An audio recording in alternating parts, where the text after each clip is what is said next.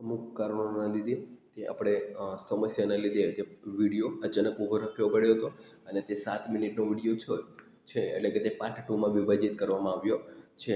કે જો આપણે જોયું હતું કે કોષ્ટક નંબર 10.1 અને 10.2માં નોંધેલ બધા માપોનો અભ્યાસ કર્યો, બરાબર. તેમાં પ્રત્યેક પગ વડે માપવામાં આવેલ વર્ગખંડની લંબાઈ સરખી છે?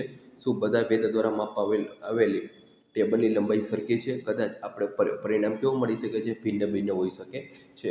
મેં તમને કીધું હતું કે પરિણામ સરખું છે કે નહીં તે તમારે જાણવાનું હતું. કેમ? કેમ કે બધા વ્યક્તિની લંબાઈ, પગની લંબાઈ કે હાથની લંબાઈ કે પહોળાઈ કેવી હોઈ શકે છે બાળકો? અલગ અલગ હોઈ શકે છે, એટલે કે ભિન્ન ભિન્ન હોઈ શકે. કારણ કે તમારા વેતની લંબાઈ તમારા મિત્રના વેતની લંબાઈ કેવી હોઈ શકે છે બાળકો? અલગ હોઈ શકે છે. તેવી જ રીતે બધા જ વિદ્યાર્થીઓના પગલાંની લંબાઈ પણ કેવી હોઈ શકે છે? અલગ અલગ હોઈ શકે છે.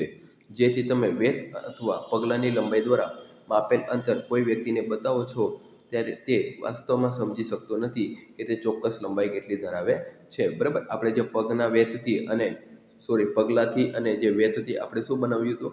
લંબાઈ જે માપી હતી,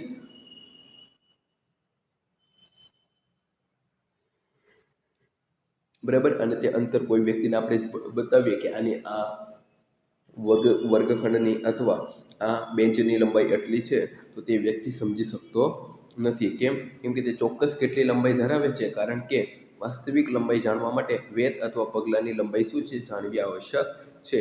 આથી આપણને માપનના કેટલાક એવા એકમોની આવશ્યકતા છે જે શું કરે? દરેક વ્યક્તિ માટે સમાન હોય. જુઓ, માપન પ્રમાણિત એકમો. પ્રાચીન સમયમાં પગની લંબાઈ, આંગળીની જાડાઈ તથા પગલાંની અંતરથી માપન થતું હતું. આ બધા જ માપનના એકમને વાસ્તવમાં ઉપયોગ થતો હતો. પ્રાચીન સમયમાં કેનું? પગની લંબાઈ, આંગળીની જાડાઈ તથા પગલાંના અંતરથી માપન થતું અને આ માપનના એકમો વાસ્તવમાં ઉપયોગ થતો, બરાબર. જુઓ, હડપ્પા સંસ્કૃતિના લોકો ચોક્કસ લંબાઈના સારા એકમોનો ઉપયોગ કર્યો હશે, કારણ કે ખોદકામ દરમિયાન પ્રાપ્ત થયેલા કેટલાક નમૂનાઓ ચોક્કસ ભૌમિતિક આકાર ધરાવતા હતા, બરાબર. જે આપણી સંસ્કૃતિ કહેવાય, હડપ્પા, મોહેંજો-દડો, લોથલ, એમાં, બરાબર, જે હડપ્પા સંસ્કૃતિના લોકો છે તે શું એક ચોક્કસ લંબાઈના સારા એકમો એટલે કે સાધનો ધરાવતા હશે.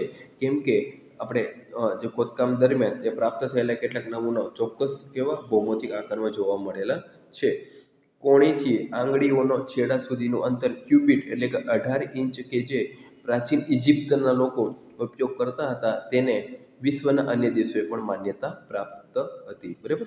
કોણીથી, તમારી જે કોણી હોય તેથી આંગળીઓના છેડા સુધી જે અંતર માપવામાં આવે ને બાળકો, તેને શું કહેવામાં આવે છે? ક્યુબિટ. એટલે કે ક્યુબિટ બરાબર કેટલા? 18 ઇંચ થાય. કેટલા થાય? 18 ઇંચ. કે જે પ્રાચીન કયા સમાજના, કયા ઇજિપ્ત લોકો ઉપયોગ કરતા હતા, તે વિશ્વના અન્ય દેશોમાં પણ શું મળી છે? તેની માન્યતા મળી હતી.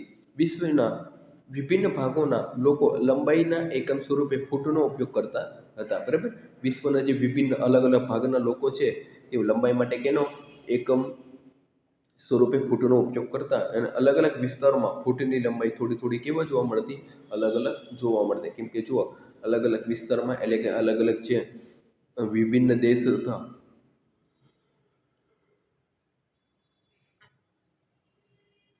તેમાં અલગ અલગ જે વિસ્તારોની ફૂટની લંબાઈ પણ કેવી જોવા મળતી હશે? અલગ અલગ, બરાબર. લોકો 1 ગજ એટલે કે કેટલા? આશરે 3 ફૂટ કપડું ફેલાયેલી ભુજાના છેડાથી પોતાના સુધી માપતા હતા. રોમવાસી પોતાના પગ અથવા પગલાઓ દ્વારા લંબાઈ માપતા હતા, બરાબર. લોકો 1 ગજ બરાબર કેટલા થયા? આશરે 3 ફૂટ. એટલે કપડો ફેલાયેલી ભુજાથી છેડાથી પોતાની સુધી માપતા હતા. રોમવાસી પોતાના પગ અને પગલાઓ દ્વારા શું કરતા હતા? લંબાઈ માપતા હતા, બરાબર. પ્રાચીન ભારતમાં ટૂંકું અંતર માપવા માટે આંગળીઓ અથવા મુઠ્ઠીનો ઉપયોગ કરતા હતા, બરાબર. પ્રાચીન સમયમાં ભારતમાં કેનો ઉપયોગ કરતા હતા? કે અંતર માપવા માટે આંગળી અથવા મુઠ્ઠીનો ઉપયોગ કરતા. આજે પણ ભારતના કેટલાક શહેરોમાં ફૂલમાળી ફૂલહારને વેચતી વખતે પોતાના હાથની લંબાઈનો ઉપયોગ એકમ એટલે કે માત્રા તરીકે કરે છે, બરાબર. આપણે જેમ જોયું કે ભારતમાં ટૂંકું અંતર માપવા માટે કેનો આંગળી અથવા મુઠ્ઠીનો ઉપયોગ કરતા હતા અને આજે પણ ભારતના કેટલાક શહેરોમાં શું છે? ફૂલમાળી ફૂલહારને વેચતી વખતે પોતાના હાથની લંબાઈનો શું કરે છે? ઉપયોગ કરી તે માત્રા નક્કી કરે છે. સુવિધા અનુસાર શરીરના એવા અનેક ભાગોને એકમ સ્વરૂપે ઉપયોગ થતો રહ્યો છે. તેથી પ્રત્યેક વ્યક્તિના શરીરના માપવામાં થોડી ભિન્નતા હોવાના કારણે માપવામાં શું તે મૂંઝવણ હશે, બરાબર. કેમ? કેમ કે પ્રत्येक વ્યક્તિનું શરીરનું માપન જો અલગ અલગ હોઈ શકે છે, એટલે તેમાં ભિન્નતા કે અલગ હોવાના કારણે માપનમાં શું છે, મૂંઝવણ આવી શકે છે. વર્ષ 1790માં ફ્રેન્ચે માપનની ચોક્કસ રીત બનાવી જેને મેટ્રિક પદ્ધતિ કહેવાય છે. જો બાળકો આ ધ્યાન રાખજો કે 1790માં કયા ફ્રેન્ચ માપનની ચોક્કસ રીત બનાવી જેને શું કહેવાય છે, મેટ્રિક કહેવામાં આવે છે. એક સમાનતા માટે સમગ્ર વિશ્વમાં વૈજ્ઞાનિકોએ માપનની એક માત્રાઓને એક જૂથને સ્વીકારી લીધું. આજકાલ જે માપન પ્રણાલીનો ઉપયોગ થઈ રહ્યો છે તે આંતરરાષ્ટ્રીય એકમ પ્રણાલી કે એસઆઈ યુનિટ કહે છે. લંબાઈનો એસઆઈ એકમ મીટર છે.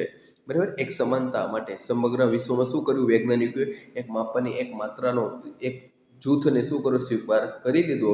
બરાબર. કે આજકાલ જે માપન પ્રણાલીનો ઉપયોગ થઈ રહ્યો છે તે આંતરરાષ્ટ્રીય એકમ પ્રણાલી એટલે કે એસઆઈ યુનિટ કહે છે.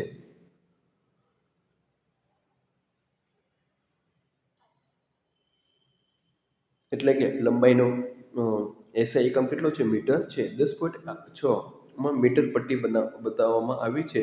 તમારા કંપાસ બોક્સમાં રહેલ 15 સેન્ટીમીટર ફૂટ પટ્ટી પણ બતાવવામાં આવી છે. બરાબર. તે ચિત્રમાં આપણે જોઈ શકો છો નીચે આકૃતિ 10.6 મીટરની પટ્ટી કેટલા 15 સેન્ટીમીટર પટ્ટી. આવી રીતે તમારા કંપાસ બોક્સમાં પણ હશે બાળકો. પ્રત્યેક મીટરને 100 બરાબર ભાગોમાં વિભાજિત કરી શકાય છે જેને સેન્ટીમીટર કહે છે. એક સેન્ટીમીટરને 10 બરાબર સરખા ભાગ હોય તો એક જેને મિલીમીટર કહે છે. બરાબર.